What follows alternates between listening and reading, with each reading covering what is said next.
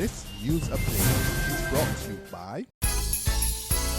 It's the most wonderful Christmas with Flow, with 5 ways to win $50,000. Just activate any prepaid or postpaid plan, top up $15 or more, pay your bill on time and in full, or sign up for the best in entertainment with Flow TV. That's 5 wonderful ways to win $50,000 from Flow. All this and much more from Flow this wonderful Christmas. Visit us in-store today. It's the most wonderful time of the year.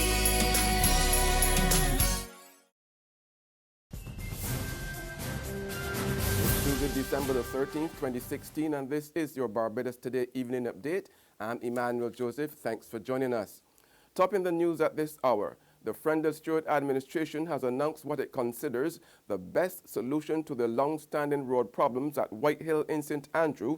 Minister of Housing and Lands Dennis Kelman told Parliament this afternoon that management within his ministry has recommended that the lands be acquired by government. The people of Whitehill have been suffering mainly from a lack of a proper access road that has been seeing them cut off from various social services. It was rather interesting, the visit to Whitehill, because it came about just after I had a management meeting, and we made a recommendation that the best way to solve the problem of Whitehill is to look at the possibility of acquiring the land from those houses where those houses are, where the people are renting, instead of just swapping the land where the land is owned by the persons. And quickly after having that meeting and making the discussion and looking at the possibility of acquiring the land in Whitehill, there was a visit by the Barbados Labour Party to Whitehill, and there was a charge against me that as Minister of Housing and Land that I had not visited the area, when I actually visited the area with the MP for the area and also with the opponent, the other opponent. Parliament has approved a request from government to extend the maximum amount of money it can borrow from the current $6.5 billion to $7.5 billion between now and up to about the 2019 financial year. Piloting a measure to amend the Local Loans Act, Minister of Finance Chris Sinclair also said the amendment will give government the authority to borrow money when it became necessary in order to run the affairs of the country over the next few years. It's not necessary to be utilized now, but we can envisage in the next year or two that it will be necessary to have it in place. Of course, we will continue to work to see how we can bring that deficit down in an orderly fashion, and hopefully by the end of this financial year, we're expecting to see some really pretty good progress. I am satisfied that we can in fact get it. Around 5% or below.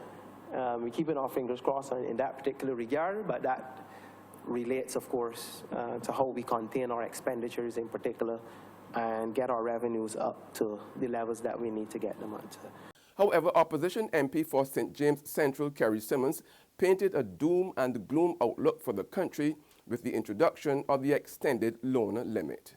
I want to give the House the assurance that the Barbados Labour Party will not do anything to obstruct the government as it embarks on this perilous and precipitous course of preparing itself for what ultimately would be, based on the Minister's comments, even more borrowing.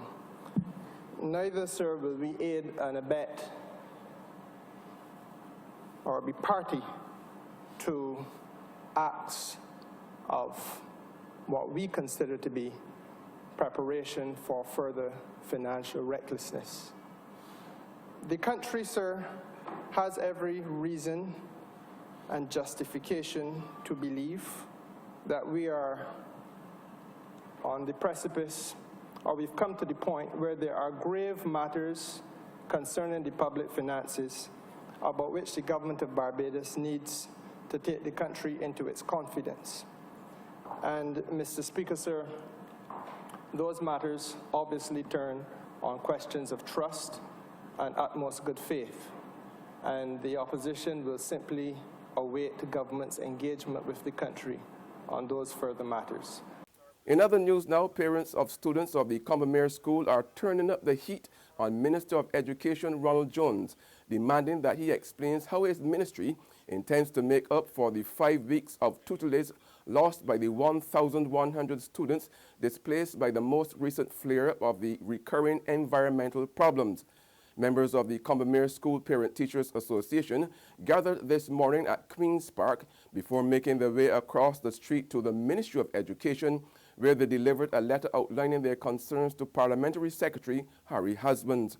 Frustrated parents were also demanding that Jones clears the air on reports that fourth form students were marked ungraded for some of their Caribbean secondary education certificate school-based assessment projects. First Vice President of the association, Alan Marshall, said it had become apparent that the students' plight was not being treated as important. We also highlighted the fact that their entire third form of last year got ungraded marks in their CCSLC exams, and there's some confusion based on what the ministers reported in the press on the weekend is saying. He said there was a school of 180, and Condemns is probably the only school with 180 students, that their marks, their SBAs were ungraded. What we were told was that not that the marks were ungraded, but that the marks were not submitted in time to CXC. And we want an answer as to why, because we now have 184 farmers who have ungraded on their transcripts from CXC. With rumors presently rife in the country, the Washington-based International Monetary Fund today denied that an approach had been made by the Friendly Stewart administration for Barbados to enter into a formal IMF program.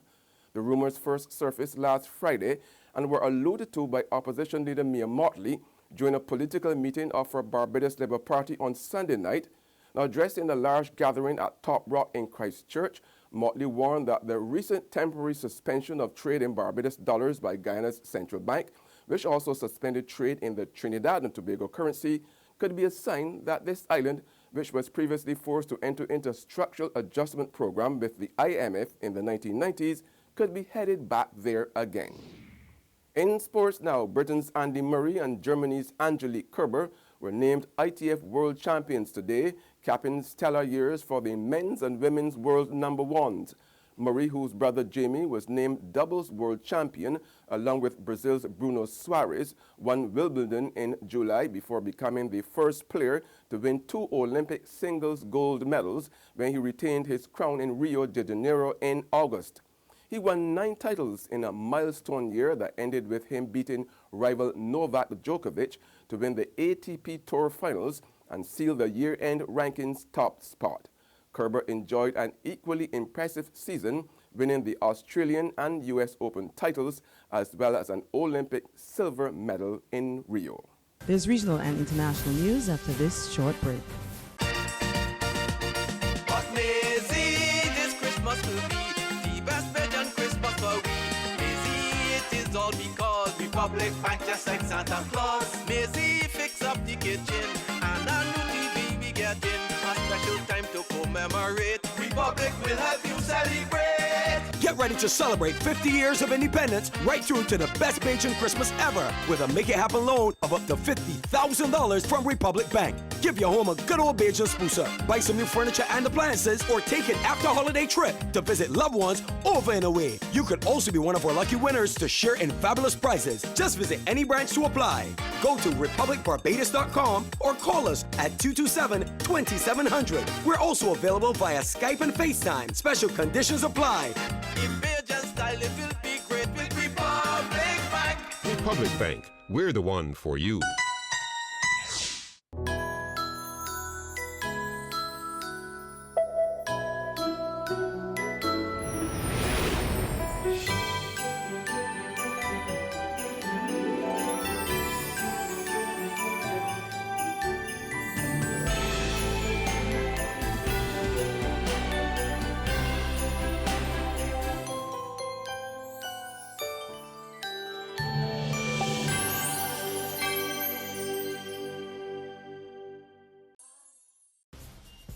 Welcome back with news from the region now. Venezuelans are taking a break from lining up to buy food and medicine to wait in 100-person lines to deposit banknotes that have suddenly become declared worthless. President Maduro made a surprise announcement this week that the 100 Bolivar note, the country's largest denominated bill and by far the most widely used, will be taken out of circulation tomorrow. Monday was a bank holiday, and this morning, people in poor sectors lined up before banks opened to deposit their savings. An estimated third of Venezuelans have no bank account and keep their savings in the soon-to-be worthless bills. The 100 Bolivar note had fallen this year from being worth 10 cents to worth 2 cents. And on the international scene, a British man has been sentenced to 12 months and 1 day in prison over his attempt to grab a gun in a bid to kill Donald Trump. 20-year-old Michael Sanford pleaded guilty in September to being an illegal alien in possession of a firearm and disrupting an official function. He was accused of grabbing a policeman's gun at a rally in Las Vegas in order to shoot at the candidate. His mother says he is remorseful over what he did.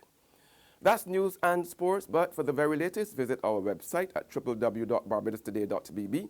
Also subscribe to our e-paper email updates and like us on Facebook. We are also on Izumi Media in bus terminals or screenplay at supermarkets and gas stations near you, as well as Channel 99 on Flow TV and Mix 96.9 FM. I'm Emmanuel Joseph. Have a fantastic evening.